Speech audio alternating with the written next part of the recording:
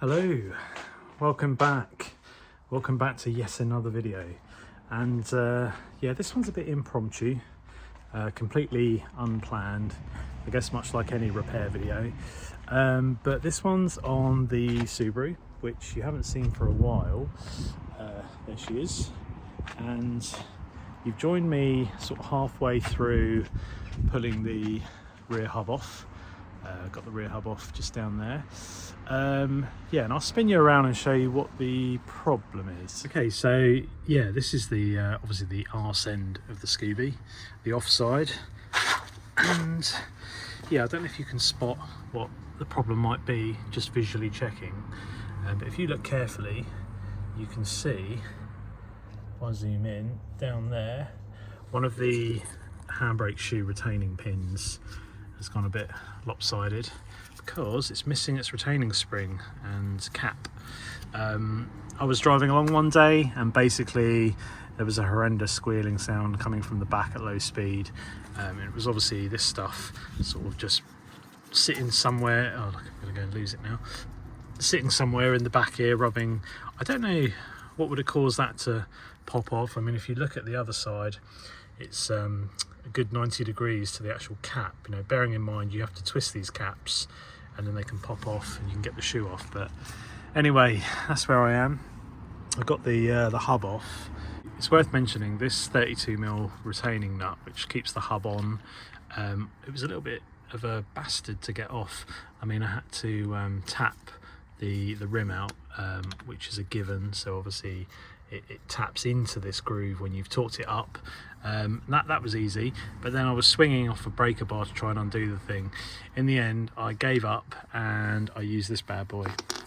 Now obviously this DeWalt impact gun, yeah, it was just banging away for about 20 seconds and then it gave up, and yeah, well, the nut gave up and eventually undid. So I just don't know if I could have done it. I'm sure I could have done it with a breaker bar, but it's a bit awkward because you've effectively got the socket there on an extension and then I had an axle stand supporting it. And anyway, impact gun for the win.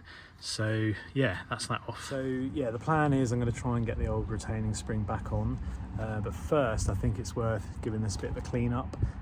So yeah, let's start with that. Okay, so I think I'm just going to start by scraping off the worst of the rust around the backing plate, which has now been done, and then it's a good idea to give all this a real liberal amount of brake cleaner, give all that a clean.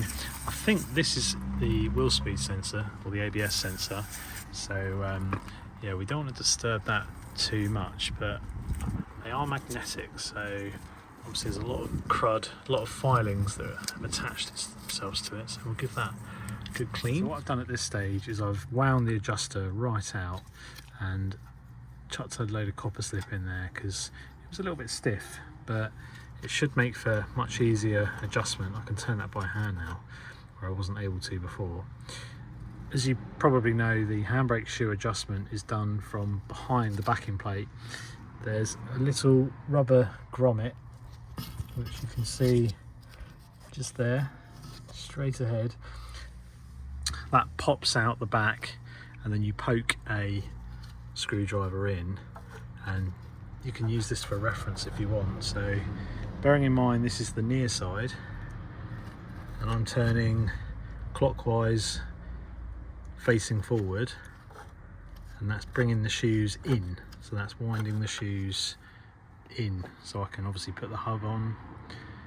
But if you're adjusting, you would effectively be pushing a screwdriver up this way. That would be turning the adjuster anti-clockwise, and that would take the shoes out, and that would give you more bite on the inside of the disc. So hopefully that helps anyone who has landed on this video for handbrake adjustment. It's not actually why I'm here. The reason I'm here, as I mentioned at the start of the video, is to sort this pin out and to put the retaining cap back on it. So let's do that bit now.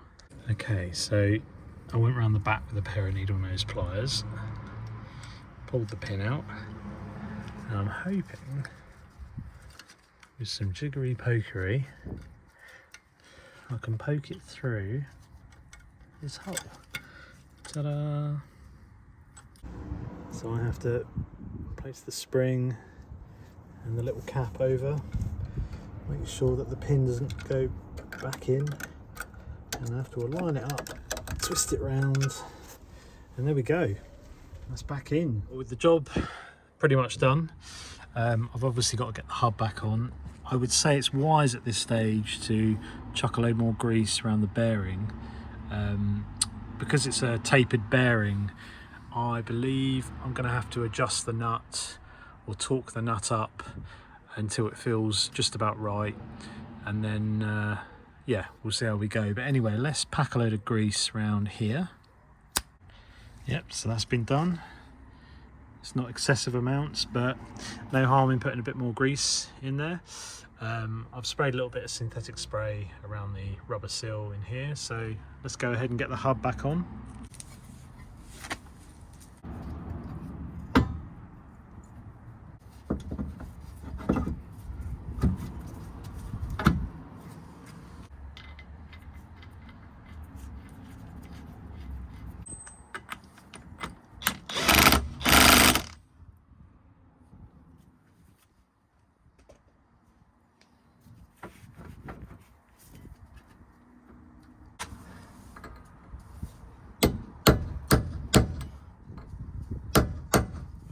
Okay, the hub's back on, but the job is not done yet. We've got to adjust those shoes because obviously I wound them right in to actually get the hub off.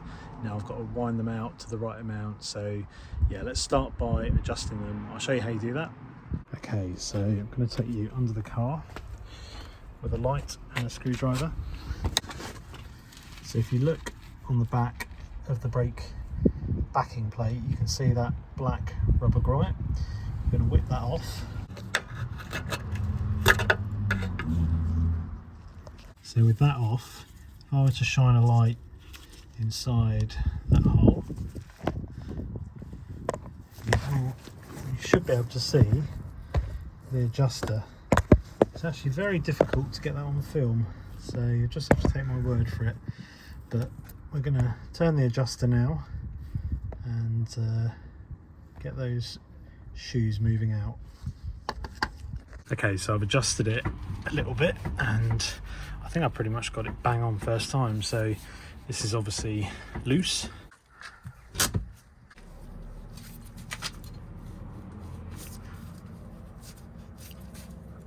I can't turn that. Yeah, so I think that's pretty much it. Obviously when you've done the brake adjustment, make sure you put the grommet back in because you don't want road salt and rubbish and crud getting in between the hub and yeah, where the brakes are. Top tip, it's worth putting some copper slip on the 17mm rear caliper retaining bolts because they were pretty seized trying to get those off.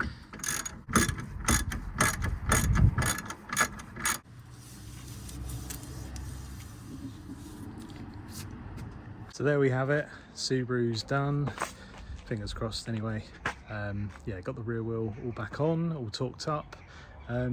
Yeah, there's only one thing for it I suppose, bit of a test drive, so let's go and do that.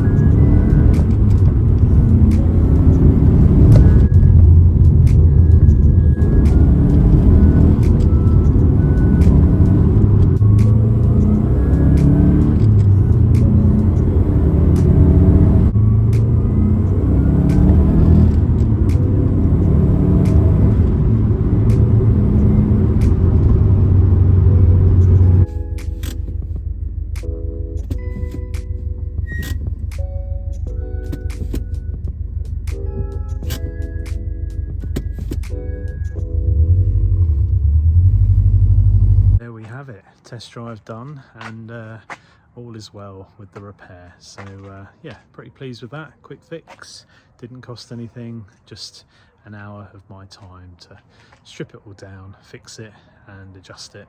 But yeah, all is well. So next video might be the BMW Z4 valve cover gasket, which I'm still waiting for parts for. But anyway, until that drops, I will see you again soon. Bye.